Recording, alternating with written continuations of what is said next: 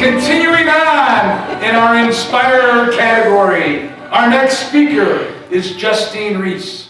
Justine is a voiceover artist and voiceover coach, a speaker, and a podcaster. As a coach, she inspires others to step through fear and into creativity, often in the voiceover industry. Her superpower is adding emotion to words and coaching students to find strength in their messages. Voiceover became a metaphor for her finding her own voice, having courage to change, and stepping into her own next chapter. Let's go! Ladies and gentlemen, please help me welcome to the stage our next inspirer, Justine Reiss!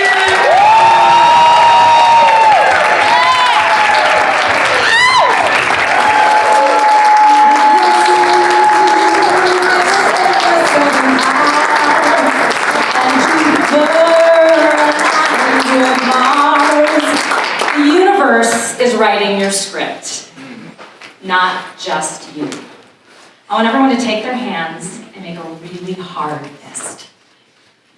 And now I want you to let it open. And think about what feels better. Over 30 years ago, I was cast my first job as an actor out of college at the Pennsylvania Renaissance Fair. Yes, we were going to be creating the illusion of the Elizabethan era, and I was cast as Julia Miller, the miller's daughter, a peasant girl, big hay in my hair, and I had to be choreographed into a fight with Sir Francis Bacon. I won. But when you are choreographed into a fight, it is very, very important that you make eye connection with the person you're fighting with and take a pause before you make that strike.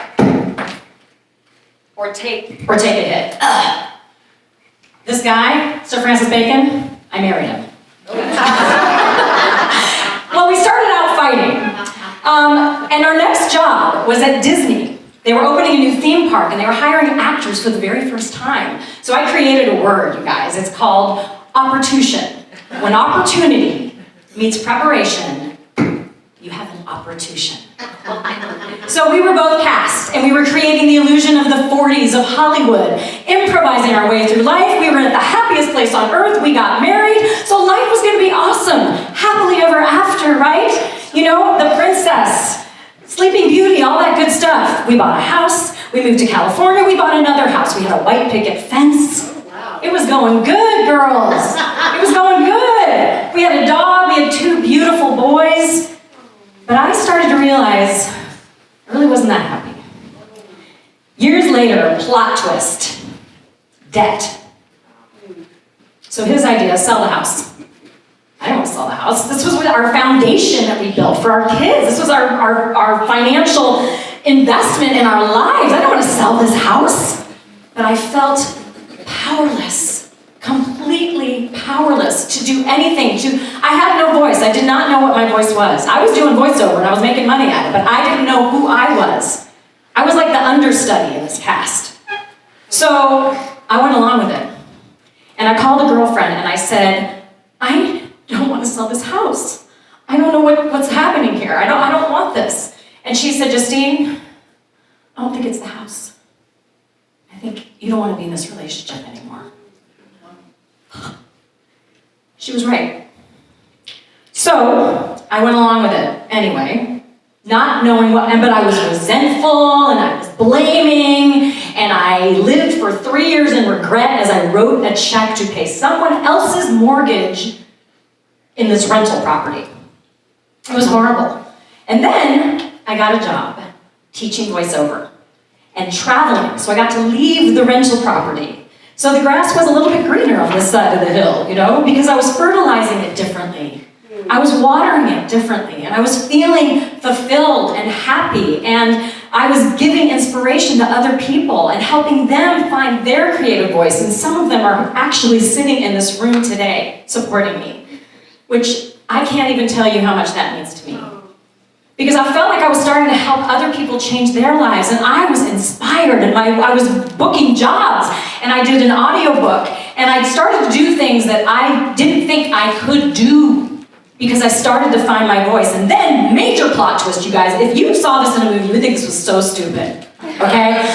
A pandemic, a global pandemic. Can you believe that? There was no toilet paper. We had to wash everything off with Clorox wipes, and we couldn't find any Clorox wipes. I mean, this is the craziest plot twist ever. We had to stay home and sit still in a pause. I had never done that before. I was running and running and running away from this person. So I had to get to know the most important person in the script, myself. How did I skip that? And as I sat there, I started doing meditation. I found an app called Insight Timer.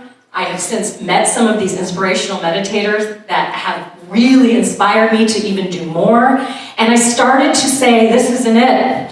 Higher power, this is not what I want. So I took a big pandemic pause. Get your pens out, because you want to write this down. Pause stands for postpone action until serenity emerges. Postpone action until serenity emerges.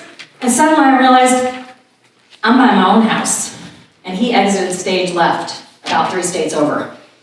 So I bought this house, and I took my son, who was still in high school, and there we were living in my house that I bought with the money that we had, half the money, we split the money, nothing unfair going on here.